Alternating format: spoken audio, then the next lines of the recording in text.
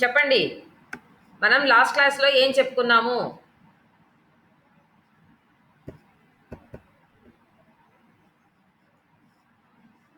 Last క్లాస్‌లో ఏం చెప్పుకున్నాము? భారతి, తేజ, వినోద్, మహేష్, సంతోష్ రెగ్యులర్‌గా వస్తున్నారు గదా! లాస్ట్ క్లాస్ ఏం చెప్పుకున్నాం చెప్పండి ఒకసారి? గుణ, శరవణ ఇంతమంది పేర్లు చెప్తున్నాను. ఒక్కరిన నోరిప్పుతారా? లాస్ట్ క్లాస్‌లో ఏం చెప్పుకున్నాము? నాన్న చెప్పేది వినిపిస్తోందా మీకు? నేను చెప్పేది వినిపిస్తోందా? వినిపిస్తోంది. తేజ లాస్ట్ క్లాస్‌లో ఏం చెప్పుకున్నాం నాన్న? కవిత్వం చెప్పుకున్నామా? ఆధునిక కథానిక లక్షణాలు చెప్పుకున్నామా? లేదా కథ ప్రారంభించామా? ఏంటి సమాధానం లేదు. మేఘనా నువ్వు చెప్పరా? ఈ కథానిక తెలుగు కథానిక లక్షణాలు చెప్పుకున్నాం కదా. నువ్వు తర్వాత కథ ప్రారంభించానా మీకు ఇంకా లేదా? నిన్న మీ క్లాస్ లేదు కదా. లేదు. సో మనం ఈరోజు కథ చెప్పుకోవాలి. తెలుగు కథానిక గురించి చెప్తూ నేను మీకు కొన్ని లక్షణాలు చెప్పాను. ఏమేమి చెప్పాను? ఎత్తుగడ బాగుండాలి, తర్వాత సంక్షిప్తత ఉండాలి, తర్వాత పరిమితమైనటువంటి పాత్రలు ఉండాలి, అనవసరమైనటువంటి వర్ణనలు అంటే కథకు ఆటంకం కలిగించేటువంటి అనవసరమైన వర్ణనలు ఉండకూడదని చెప్పుకున్నాము. తర్వాత అంశము ఏక అంశ ప్రాధాన్యత కలిగి ఉండాలి. ఒకవేళ మధ్యలో ఇతర అంశాలు చెప్పవలసి వచ్చినప్పటికీ ఆ అంశాలను ఎంత మేరకు అవసరమో అంత మేరకే చెప్పాల్సి ఉంటుంది. అంతకు మించి చెప్పకూడదు. అదేవిధంగా ప్రధానాంశాన్ని వదిలిపెట్టి పక్కకి వెళ్ళిపోకూడదు. ప్రధానాంశాన్నే ముఖ్య ధ్యేయంగా చెప్పాలి. ఇలాగా దీంట్లో ఇన్ని మనం కొన్ని లక్షణాలని చెప్పుకున్నాం.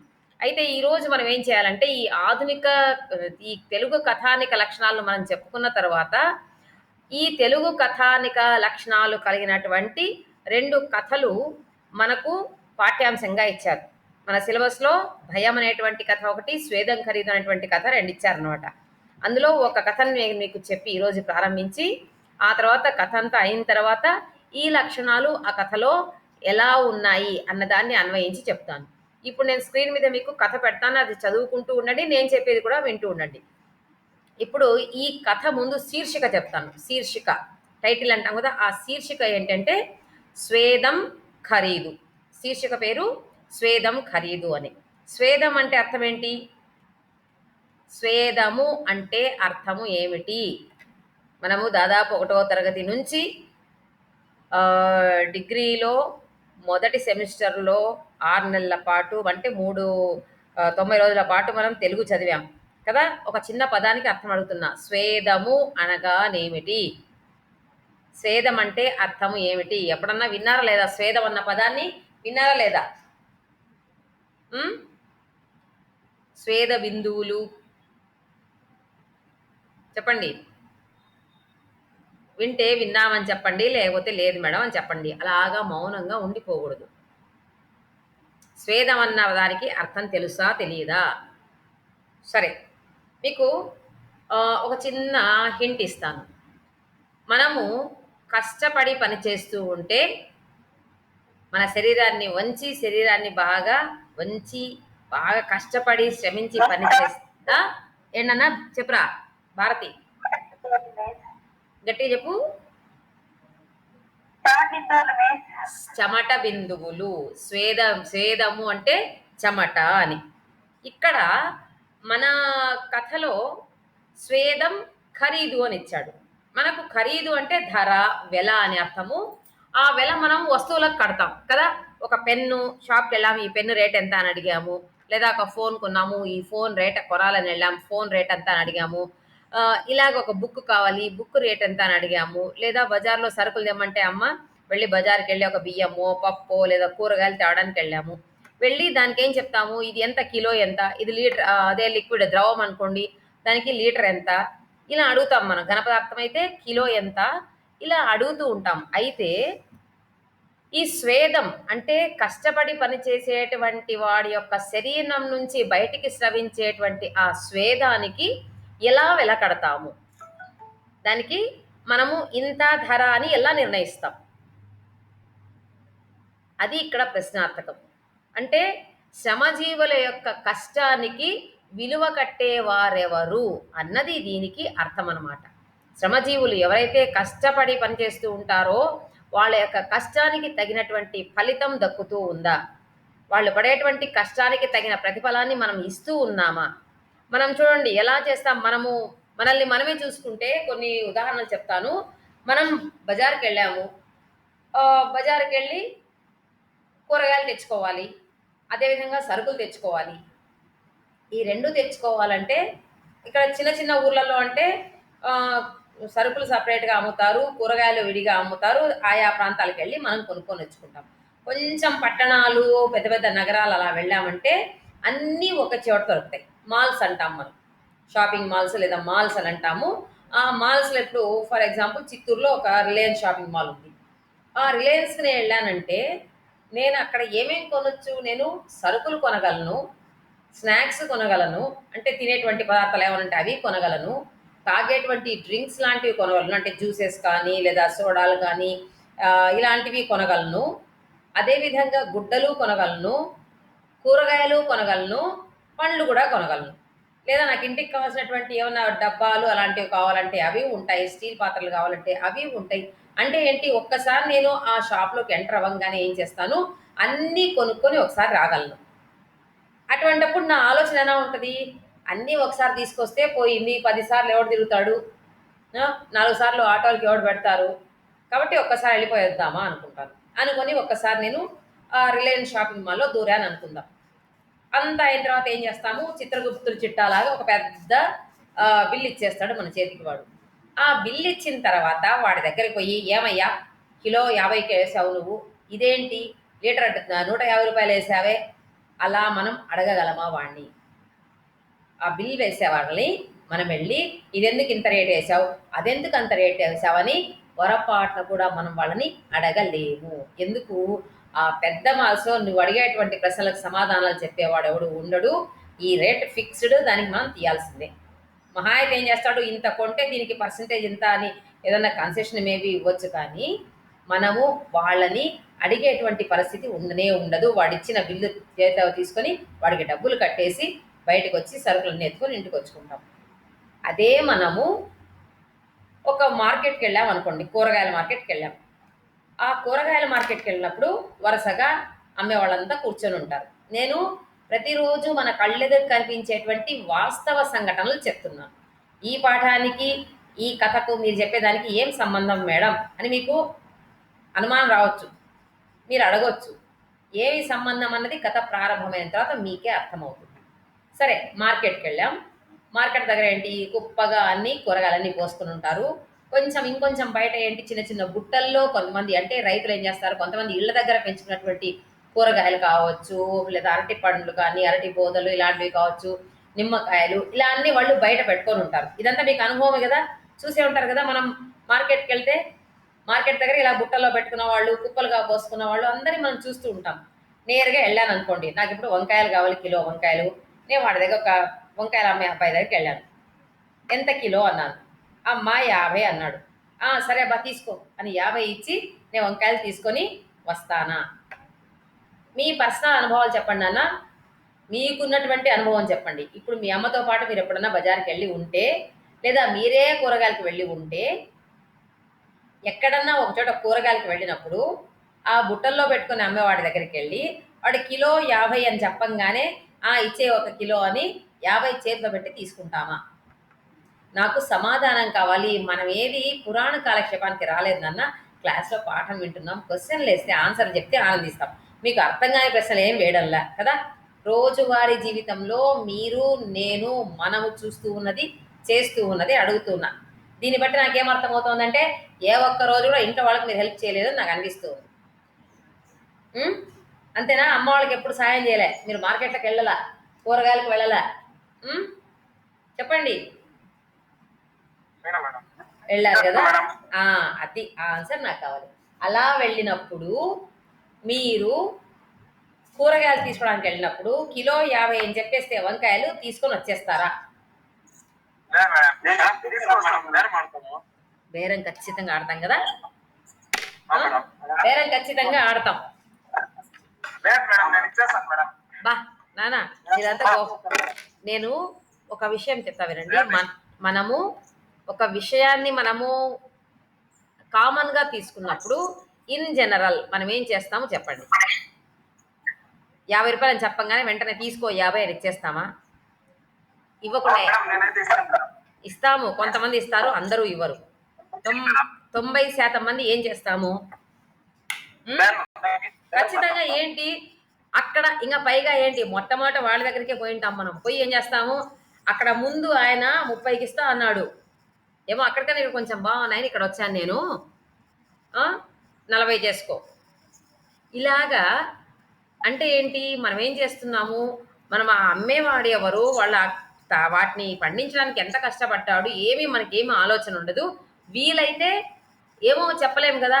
వీలైతే తగ్గిస్తాడేమో చూద్దాం అని మెల్లగా మొదలు పెడతాం. సరే వాడు కాదమ్మా కుదరదు అన్నాడు. పోనీలే 45 ఇయ్యి, 46 ఇవ్వు. ఇలాగ వాడి దగ్గర మనము మెల్లగా బేరసారాలు మొదలు పెడతాం. ఇంతకుముందు నేను చెప్పిందేంటి? ఒక షాపింగ్ మాల్‌కి వెళ్ళి నేను కొన్నప్పుడు వాడు ఫిక్స్డ్ అక్కడ రేట్ వేసేసి ఉంటాడు. ఆ రేట్ ఇచ్చి నేను తీసుకొని వచ్చేస్తాను మాట్లాడకుండా. అదే రైతు దగ్గరికి వెళ్ళేసరికి నేనేం చేస్తాను? నేను అక్కడ బేరం చేస్తాను. అంటే ఏంటి? కష్టపడేటువంటి వాడు ఇప్పుడు నేరుగా అక్కడ ఆ షాపింగ్ మాల్స్ వాళ్ళు అక్కడ రిలయన్స్ అనే కాదు రకరకాల షాపింగ్ మాల్స్. ఒక రిలయన్స్ గురించి చెప్పట్ల నేను. మనం ఉన్నది చెప్తున్నా. దగ్గర ఒక మోర్ షాపో, ఇంకో షాపో, మరో షాపో చాలా ఉంటాయి మనకు. ఆ షాపుల దగ్గరికి మనం వెళ్ళినప్పుడు ఏం చేస్తామంటే అక్కడ ఉన్నటువంటి రేట్స్ గురించి ఏ రోజు ప్రశ్నించడానికి వీలు లేదు. నోరు మూసుకొని డబ్బు కట్టి వచ్చేస్తాం. కానీ అదే ఒక రైతు వచ్చి కూర్చొని మార్కెట్లో అమ్మేటప్పుడు మాత్రం అతని దగ్గర బేరసారాలు మొదలు పెడతాం. అక్కడ నేరుగా రైతు వచ్చినప్పుడు ఆ అమ్మేటువంటి రైతు పరిస్థితి ఏంటి? ఇంకా కొద్దిగా మేమంటే ఇప్పుడు గంపల్లో పెట్టుకున్న రైతు తాను సొంతంగా పండించుకొని తెచ్చి అమ్మినవాడు. కానీ ఇంకా కొంచెం మార్కెట్ లోపల వైపు వెళ్ళామంటే కుప్పలు పోసుకొని పెద్ద పెద్ద కుప్పలు పోసుకొని అమ్మేవాళ్ళు కొంతమంది ఉంటారు. అంటే వాళ్ళు ఏం చేసి ఉంటారంటే వాళ్లకు మధ్యలో ఒక బ్రోకర్ ఉంటాడు. బ్రోకర్ తెచ్చి వేసింటాడు. ఆ బ్రోకర్ ఏం చేసి ఉంటాడు? వేరే రైతు దగ్గరికి వెళ్ళి తాను కొనుక్కొని ఉంటాడు. అంటే రైతు నుంచి బ్రోకర్ కొనడం, బ్రోకర్ నుంచి ఈ మార్కెట్లో ఉన్న వ్యాపారస్తుడు కొనడం, వ్యాపారస్తుడి దగ్గర నుంచి మనం కొనడం. చూడండి, రైతు నుంచి మన దగ్గరికి కూరగాయలు వచ్చేసరికి మధ్యలో ఇద్దరు వచ్చారు. ఒక బ్రోకర్ వచ్చాడు, ఒక వ్యాపారస్తుడు వచ్చాడు. అప్పుడు ఏమవుతుంది? రైతు అమ్మిన రేటు కన్నా బ్రోకర్ రేట్ ఎక్కువ వేసుకుంటాడు. ఆ తర్వాత బ్రోకర్ అమ్మిన రేటు కన్నా వ్యాపారస్తుడు ఇంకా ఎక్కువ రేటు వేసుకుంటాడు. తీరా మన దగ్గరకు వచ్చేసరికి ఏమవుతుంది? ఆ రైతు అమ్మిన ధర కన్నా మనం కొన్న ధర దాదాపు 2 రెట్లు ఉంటుంది కదా. అంటే ఏంటి? అక్కడ పంట కష్టపడి పండించిన రైతుకు నష్టం జరిగింది. అదేవిధంగా ఆ డబ్బు పెట్టి కొన్న మనకు వినియోగదారుడికి నష్టం జరిగింది. లాభపడినవాడెవడు? వ్యాపారస్తుడు లాభపడ్డాడు, బ్రోకర్ లాభపడ్డాడు. ఆ రైతు పరిస్థితి ఏంటి? మనమంటే ఏదో సంపాదించామో, ఏమోటి చేసామో, మరొకటి చేసామో, వెళ్ళి కొనేసామో అని అనుకుందాం. కానీ రైతు ఎంత వేదన చెందాలి? విషయం తెలిస్తే ఎంత బాధపడాలి? అరే, నా దగ్గర ఇంత కొన్నటువంటి ఆ మనిషి ఇంత వెలకు అమ్మేశాడు కదా అన్న విషయం తెలిస్తే ఎంత బాధపడతాడు? ఆయన కష్టం ఎక్కడికి పోతుంది? పైగా ఈ రైతులు ఏం చేస్తారు? మనం ఈ చేనేత కార్మికుల గురించి చెప్పుకున్నాం ఆధునిక కవిత్వంలో కదా, తాతకో నూలు పోగులో. అలాగా ఇక్కడ కూడా రైతు ఏం చేస్తాడంటే పంటను వదులుకోలేడు. పంటను తన కన్న తల్లిలాగా భావిస్తాడు. ఎంత కష్టమైనా సరే పంటను పండించాలి అనుకుంటాడు.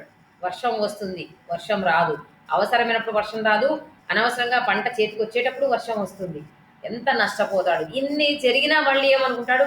పోన్లే, అయితేదో జరిగిపోతే జరిగిపోయింది, ఈసారన్నా నేను మళ్ళీ బాగా పండిస్తాను, మంచి లాభాలు వస్తాయి అన్న ఒక ఆశతో బతికేస్తూ ఉంటాడు రైతు.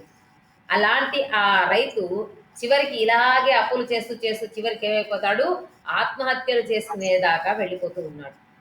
కాబట్టి ఆ రైతుల యొక్క స్థితిగతులు ఎలా ఉన్నాయి, ఆ రైతు యొక్క పరిస్థితి ఏంటి అన్నదాన్ని ఇక్కడ మనకు రెంటాల నాగేశ్వరరావు గారు ఒక కథ రూపంలో, వాస్తవాలు ఇవన్నీ కూడా ఇవేమి కల్పనలు కావు. ఎందుకు? మనము తెలుగు కథానికలో ఉన్నటువంటి ఇంకో లక్షణం ఏంటంటే వాస్తవాల చిత్రణ కనిపించాలి. అభూత కల్పనలు ఉండకూడదు, లేనిపోనివన్నీ సృష్టించకూడదు. ఒక రైతు నాడు పంట అమ్ముకుని పెద్ద బంగ్లా కొనేసినాడు, ఇలా అంతా రాయడానికి వీల్లేదు. ఎందుకు? ఇది పరిమితమైనటువంటిది కాబట్టి కథ ఇతివృత్తం ఎలా సాగాలి అంటే ఒక లక్ష్య సాధన దిశగా సాగాలి కాబట్టి అక్కడ ఉన్నదాన్ని పాఠకుడి మనసుకు హత్తుకునేలాగా రాయాలి. ఉన్న వాస్తవాన్ని, ఇదంతా వాస్తవాలే, ఇక్కడ మనం చెప్పుకున్న దాంట్లో ఏది అబద్ధం కాదు. వాటిని గురించి ఎంత అద్భుతంగా మన కళ్ళకు కట్టినట్టు, ప్రత్యక్షీకరించినట్టు ఈ కథ మనకు మన కథానికలో ఉంది. ఆ కథానికను ప్రస్తుతం మీకు ప్రజెంట్ చేస్తాను. ఒక్క నిమిషం ఉండండి. నేను దాన్ని చదువుతూ మీకు మధ్య మధ్యలో చెప్తూ ఉంటాను.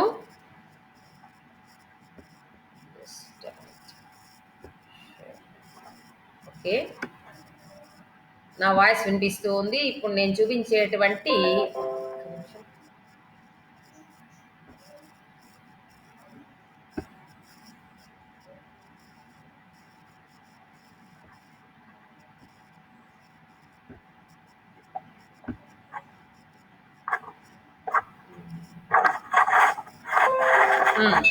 స్క్రీన్ కనిపిస్తుందా నాన్న మీకు?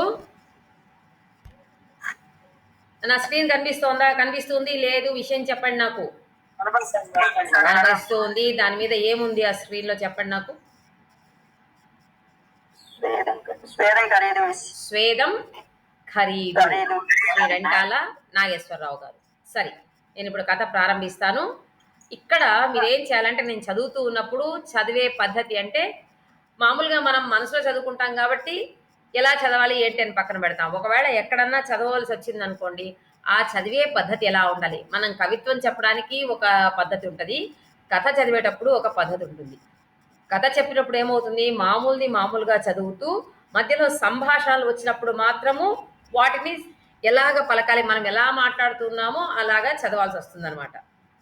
తర్వాత అందులో ఏం వర్ణించాడు, ఆ వర్ణన మన కథకి ఏమన్నా ఆటంకంగా ఉందా, ఎలా ఉంది, సహజంగా ఉందా అన్నది అని కూడా ఇక్కడ మనం చూసుకుంటూ వెళ్దాం.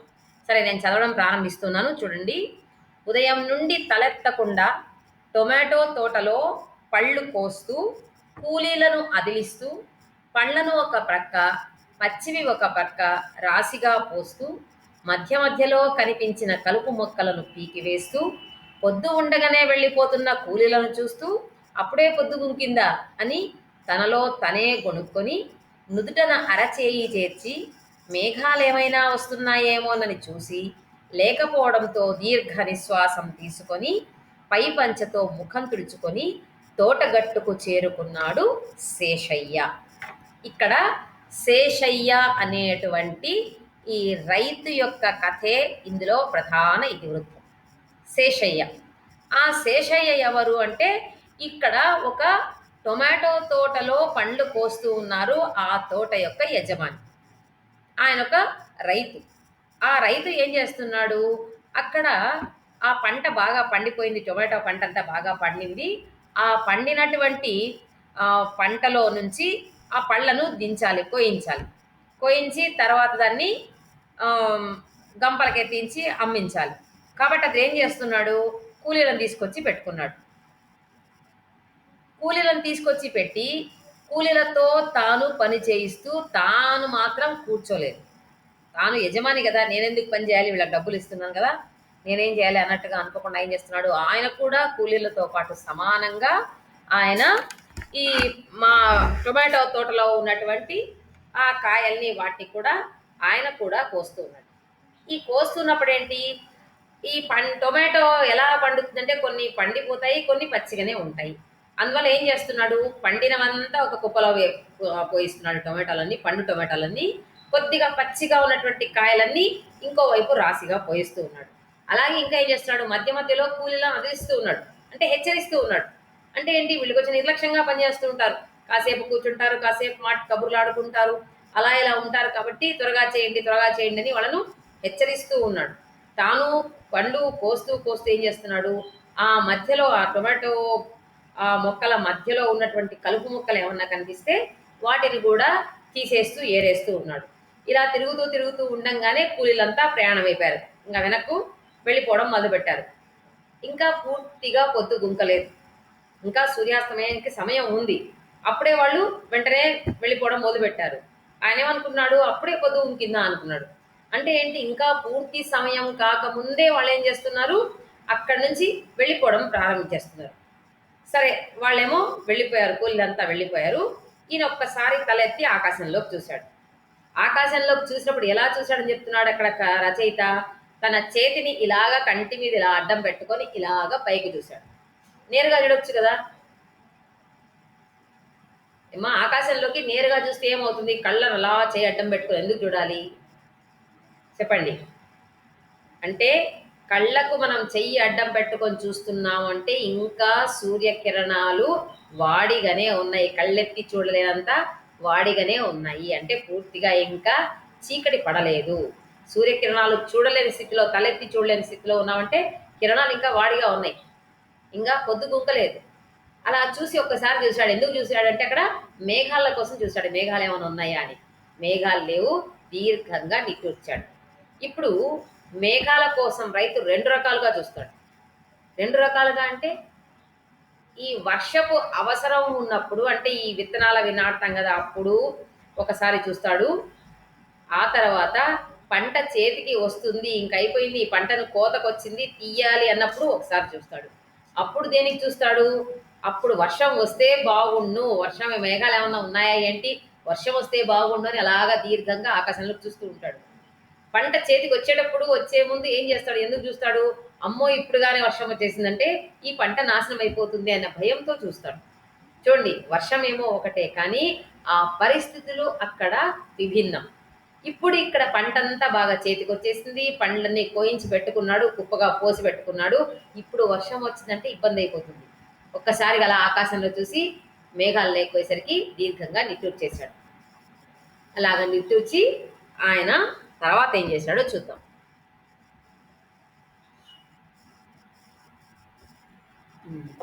ఆ తర్వాత పై పంచతో ముఖం తుడుచుకొని తోట గట్టుకు చేరుకున్నాడు శేషయ్య. ముఖం పై పంచ అంటే ఇట్లా కండువా వేసుకుంటారు కదా మీద, దాన్ని తీసుకొని ఆయన మొహం తుడిచేసుకున్నాడు. మొహం తుడుచుకొని అలాగా వెళ్ళి ఆ గట్టెక్కిన తర్వాత సరిగ్గా అప్పుడు ఏందయ్యా ఇంతసేపు, కూలోళ్ళంతా ఇంటికి వెళ్ళాక పొద్దువాలాక కొంచెం విసుగ్గా అంది వరలక్ష్మి సత్తు చెంబుతో తండ్రికి మంచినీరు అందిస్తూ. కొద్ది దూరంలో ఇంకా పళ్ళు కోస్తున్న తల్లికేసి జాలిగా చూస్తూ. సత్తు చెంబుతో తండ్రికి మంచినీరు అందిస్తూ కొద్ది దూరంలో ఇంకా పళ్ళు కోస్తున్న తల్లికేసి జాలిగా చూస్తూ, ఏందయ్యా ఇంతసేపు, కూలోళ్ళంతా ఇంటికెళ్ళాక పొద్దువాలాక కొంచెం విసుగ్గా అంది వరలక్ష్మి. నిజానికి ఆమె అప్పటిదాకా పళ్ళు కోసింది. చెంబందుకొని నోటి నిండా నీళ్లు పుక్కెలబట్టి బుగ్గలు ఊరించి లోపలి నీటితోనే పళ్ళనోసారి కడిగి మూతిని చిన్న సున్నాలా చేసి ఉమ్మేసి కొద్ది నీళ్లతో ముఖం చేతులు కడుక్కొని తరువాత మిగిలిన నీళ్లు తాగి చెంబందిస్తూ కూతురికేసి చూశాడు శేషయ్య. ఇప్పుడు ఆ శేషయ్య గట్టుకు చేరిన తర్వాత ఆయన కూతురు అక్కడికి వచ్చింది. ఆ అమ్మాయి పేరు వరలక్ష్మి. సరే ఆ అమ్మాయి ఏం చేసింది? వాళ్ళ నాన్నను విసుక్కుంది. ఏందయ్యా ఎంతసేపు అంది. ఏందయ్యా ఇంతసేపు అంటే కూలీలంతా వెళ్ళిపోయారు, అక్కడ పండ్లు కోసే కూలి వాళ్ళంతా వెళ్ళిపోయారు. ఆ తర్వాత పొద్దు కూడా పొడుస్తూ ఉంది, ఇంకా ఇంతసేపు ఏం చేస్తున్నాం, ఇంకా పద అని ఆ అమ్మాయి ఉద్దేశం. విసుగ్గా అంది. ఇక్కడ తండ్రి మీద విసుగు అని కాదు, అక్కడ తండ్రి కష్టపడుతూ ఉంటే ఆ బాధ చూడలేక విసుగు కూతురికి. అలాగే ఇంకేం చేసింది? ఇంకా తోటలోకి చూస్తే వాళ్ళమ్మ ఇంకా తోటలోనే ఉంది, ఆమె పళ్ళు కోస్తూనే ఉంది. అది గమనించింది. ఒకవైపు తల్లి ఇంకా పని చేస్తూనే ఉంది, ఇక్కడ తండ్రి ఇంకా పొలంలోనే ఉన్నాడు, తోటలోనే ఉన్నాడు. ఇప్పటిదాకా ఆ అమ్మాయి కూడా చేసి వచ్చింది తోటలో. ఆ అమ్మాయి కూడా అంటే ఏంటి, ఇక్కడ కూలీలను పెట్టుకోవడమే కాకుండా కూలీలతో పాటు తండ్రి, తల్లి, కూతురు ముగ్గురు కూడా పనిచేశారు. అంటే ఇప్పుడు వాళ్ళ యొక్క స్థితి మనం గమనించాలి. బాగా డబ్బున్నటువంటి రైతు అనుకోండి ఏం చేస్తాడు, తన భార్య బిడ్డల్ని తోటలోకి తీసుకొని రాడు, వాళ్ళని ఇంటి దగ్గరే చక్కగా ఉండాలి అని అనుకుంటాడు. వాళ్ళ ఇంట్లోనే ఉంచాలి, చల్లగా ఇంటి దగ్గర ఉండాలి, వాళ్ళు కష్టపడకూడదు అనుకుంటాడు ఏ రైతు అయినా. అదేవిధంగా తాను కూడా కష్టపడ్డు, తాను కూలి వాళ్ళకి దండిగా డబ్బిచ్చేసి వాళ్ళ మీద అజమాయిషి చెలాయిస్తాడు, పెత్తనం చెలాయిస్తాడు. కానీ ఇక్కడ పరిస్థితి చూస్తే అందుకు విభిన్నంగా కనిపిస్తుంది మనకు. అక్కడ శేషయ్య పనిచేస్తున్నాడు కూలి వాళ్ళతో పాటు, ఆయన భార్య, ఆయన కూతురు ఇద్దరు కూడా పనిచేస్తున్నారు. అంటే ఏంటి వాళ్ళ స్థితి ఏంటి అంటే, ఇప్పుడు వాళ్లకు అంత తోటను తోటలో ఉన్న పళ్ళను కోయడానికి వాళ్ళ ముగ్గురి వల్ల కాదు. కాబట్టి అదనంగా కావాల్సిన కూలి వాళ్ళను మాత్రమే వాళ్ళు పెట్టుకుంటూ ఉన్నారు. అంటే వాళ్ళ స్థితి ఇంకా ఉన్నతమైన స్థితిలో వాళ్ళు లేరు. పెద్దగా వాళ్ళకు జరుగుబాటు లేదు. ఈసారి అతనికి పంట బాగా పండింది. ఆ పంటనంతా కూడా ఇప్పుడు కూలీలను పెట్టి వాళ్ళు ముగ్గురు కలిసి కోయిస్తున్నారు. సరే, అమ్మాయి ఏం చేసింది, ఒక చెంబుతో నీళ్ళు అందించింది. ఆ నీళ్లు తీసుకొని ఆయన నోట్లో పోసుకున్నాడు. ఇక్కడ ఒక చిన్న వర్ణన చేస్తాడు కవి, రచయిత. ఒక సహజమైనటువంటి వర్ణన. ఒక రైతు పనంతా చేసి గట్టు మీదకి వస్తే నీళ్ళు ఇస్తే ఏం చేస్తాడు, అదే చేశాడు. ముందు నోట్లో నీళ్లు పోసుకున్నాడు, దాన్ని బాగా పుక్కిలించుకున్నాడు, తర్వాత దాన్ని ఉమ్మేశాడు, మళ్ళీ చెంబులో ఉన్నటువంటి ఆ నీళ్ళని తీసుకొని మళ్ళీ కొంచెం మొహం కడుక్కున్నాడు, చేతులు కడుక్కున్నాడు, ఆ మిగిలినటువంటి నీటిని తాను తాగేశాడు. ఆ తాగిన తరువాత ఇప్పుడు ఒక్కసారి కూతురు వైపు చూశాడు ఆయన. కూతురి పేరేంటి? కూతురి పేరు ఏమిటి? శేషయ్య గారి అమ్మాయి పేరేంటి నాన్న? చెప్పండి. వరలక్ష్మి. వరలక్ష్మి. సరే, ఆ అమ్మాయిని చూశాడు. ఆ అమ్మాయి ఎలా ఉంది? సన్నగా, పొడువుగా, చక్కగా ఉంది. 16 ఏళ్లకే గెడకర్రలా పెరిగింది. ఈ ఏడైనా దీన్ని పెళ్లి చేయాలా? ఈ ఏడు తోట బాగా కాపు పట్టింది. రేటేమో కిలో 7-8 అమ్ముతోంది పట్నంలో. ఆ డబ్బుతో పెళ్లి చేయొచ్చు. ఏ ఇంటికి ఇల్లాలవుద్దో గాని చిదిమి దీపం పెట్టుకోవచ్చు అని మనసులోనే అనుకొని, తనదిష్టే తగులుతుందేమోననుకొని చూపు తిప్పుకొని పైపంచెతో మళ్ళీ ముఖం తుడుచుకున్నాడు శేషయ్య. సరే, ఏం చేశాడు? ఆ అమ్మాయిని చూశాడు. చూసేసరికి ఏమైంది? అమ్మాయికి 16 సంవత్సరాలు. ఎలా ఉంది అంటే గెడకర్రలాగా బాగా పొడవుగా పెరిగిందంట ఆ అమ్మాయి. అంటే ఆ అమ్మాయిని చూడంగానే ఇంక ఈ పిల్లకి పెళ్లి చేయాలి అన్న ఆలోచన వచ్చేలాగా ఉంది. ఈ సంవత్సరం అన్నా దీనికి, ఈ అమ్మాయికి పెళ్లి చేసేయాలి అనుకున్నాడు. పెళ్లి చెయ్యాలి అనంగానే ముందు ఒక తండ్రికి వచ్చేటువంటి ఆలోచన సాధారణంగా ఏం ఆలోచన వస్తుంది? మొట్టమొదట ఏం ఆలోచిస్తాం? ఎవరైనా సరే అమ్మాయికి పెళ్లి చేయాలంటే పెళ్లి కొడుకుల గురించి ఆలోచిస్తాం కదా. పెళ్లి కొడుకు ఇలా ఉండాలి, పెళ్లి కొడుకు అలా ఉండాలి, వాడికి ఉద్యోగం చేయాలి, వాళ్ళ తల్లిదండ్రులు ఇలా ఉండాలి. ఇలాగా మన ఆలోచన అంతా ఎలా ఉంటుంది? పెళ్లి అనగానే, అమ్మాయికి అనగానే ముందు ధ్యాస వెళ్ళేది పెళ్లి కొడుకు మీద. కానీ ఇది ఎవరికి? చేతి నిండా డబ్బు ఉంచుకొని ఏ సమయంలో అయినా పెళ్లి చేయడానికి సిద్ధంగా ఉన్నటువంటి తల్లిదండ్రులకు ఇది సరిపోతుంది. కానీ శేషయ్య లాంటి ఒక సామాన్య రైతుకు అది చాలా బరువైన పని. ఇప్పుడు కూతురికి పెళ్లి చేయాలంటే ముందు ఏం కావాలి? డబ్బు కావాలి. అంటే తన దగ్గర డబ్బు లేదు కాబట్టి ఏం ఆలోచన? ముందు వచ్చిన ఆలోచన ఏంటి? ఎలాగన్నా ఈ అమ్మాయికి ఈ సంవత్సరం పెళ్లి చేయాలి అనుకున్నాడు. అందుకే వెంటనే ఏమనుకున్నాడు? ఈసారి తోటలో పంట బాగా వచ్చింది. ఆ వచ్చినటువంటి పంటను నేను మార్కెట్లో అమ్మితే ఆ వచ్చేటువంటి డబ్బుతో అమ్మాయికి పెళ్లి చేయవచ్చు. మధ్యలో ఇంకో మాట అనుకున్నాడు. ఏంటని? పట్నంలో ఇప్పుడు టొమాటో రేటు కిలో 7-8 పలుకుతూ ఉంది అన్నాడు. పట్నంలో చూడండి, పట్నంలో ఈ టొమాటో ధర ఒక కిలో వచ్చి 7-8 రూపాయలకు అమ్ముతూ ఉన్నారట. దాని ధర 7-8 రూపాయలు. కాబట్టి మంచి పంట వచ్చింది కాబట్టి దాన్ని డబ్బు వస్తుంది. ఆ డబ్బుతో అమ్మాయికి పెళ్లి చేయొచ్చు అన్నటువంటి ఆలోచన ఇక్కడ శేషయ్య కలిగింది. అంటే ఏంటి? ఇక్కడ ఈ విషయాన్ని గుర్తుపెట్టుకోండి మీరు. పట్నంలో ప్రస్తుతం టొమాటో ధర 7 లేదా 8 రూపాయలు పలుకుతూ ఉంది అన్నది ఇక్కడ ఆయనకు తెలిసింది. కాబట్టి ఆ ధరకు అమ్మాలన్న ఆలోచనలో ఆయన ఉన్నాడు. మనం రిమైనింగ్ నెక్స్ట్ క్లాస్లో చెప్పుకుందాం నాన్న. ఒక్క నిమిషం ఉండండి.